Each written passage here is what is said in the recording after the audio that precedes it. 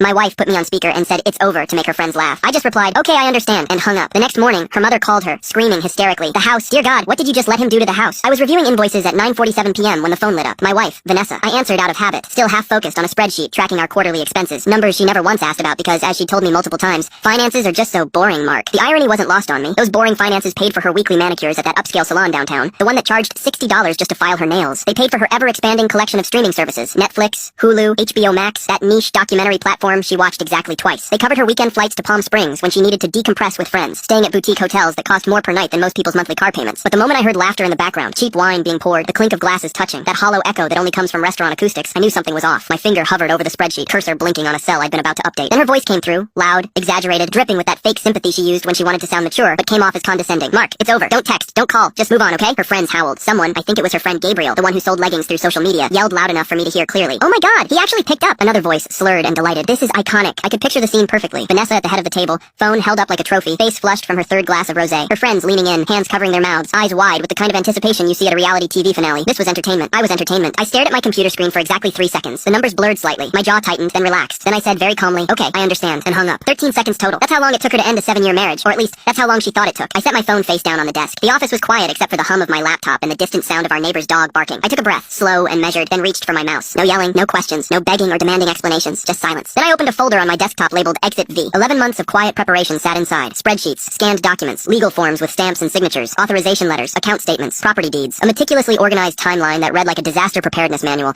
because that's exactly what it was. You see, I learned early in our relationship that Vanessa loved chaos and hated paperwork. The chaos fed her. It gave her stories to tell, drama to post about, reasons to call her mother and sigh heavily about how complicated everything was. But paperwork, documentation, responsibility, those things bored her to tears. So while she collected Instagram followers and filmed self-care haul videos where she unwrapped packages she'd bought with our joint credit, which wasn't actually joint, but I'll get to that, I collected signatures, notarizations, and digital authorizations. Every document had a date, every account had a clause, every asset, a house on Willow Lane with its white columns and professional landscaping, the BMW she drove like it was hers, even her joint business credit card she used for brand collaborations was in my name. Legally, irrevocably, documented in triplicate. Her prank wasn't an insult. It was an opportunity. It was the trigger I'd been waiting for. The unmistakable signal that she'd crossed from careless into cruel, and that I no longer owed her the courtesy of a warning. The thing about Vanessa was that she'd always been performative. Even in the beginning, when we first started dating, there was this theatrical quality to everything she did. Our first date had been at a rooftop bar downtown, and she'd spent half the evening positioning her drink for the perfect photo, adjusting the angle 3, 4, 5 times until the sunset hit the glass just right. I found it charming back then, endearing even. She was vibrant and alive in a way I wasn't, and I thought maybe her light would balance out my darkness. What I didn't realize was that everything with Vanessa was a transaction. Every moment had to have an audience. Every experience had to be documented and validated by strangers online. When she told me she loved me for the first time, 6 months into our relationship on a beach in Santa Monica, she'd made me wait while she set up her phone on a timer to capture the moment. The "I love you" wasn't just for me. It was content. I should have seen the warning signs, but I was lonely, and she was beautiful, and I convinced myself that her need for validation was harmless. Just a generational thing, I told myself. Everyone her age lives on their phones, but it wasn't harmless.